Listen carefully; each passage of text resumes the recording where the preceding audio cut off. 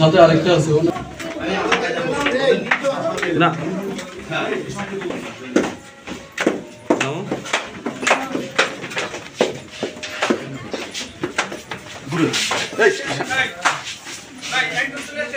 আজকে আমরা আবাসিক হোটেল গুলশান প্যালেসে অভিযান পরিচালনা করেছি। অভিযান পরিচালনাকারে মালিক ও ম্যানেজার কাউকে অনস্পটে আমরা পাইনি। আমরা তাদের বিরুদ্ধে আইনানুগ প্রক্রিয়া চলমান আছে এবং হোটেলটি বর্তমানে আমরা সিলগালা করেছি এবং 3 জন যুবতীকে আমরা আইনের আওতায় এনেছি এবং তাদেরকে বিভিন্ন মেয়াদে কারাদণ্ড দেওয়া হচ্ছে।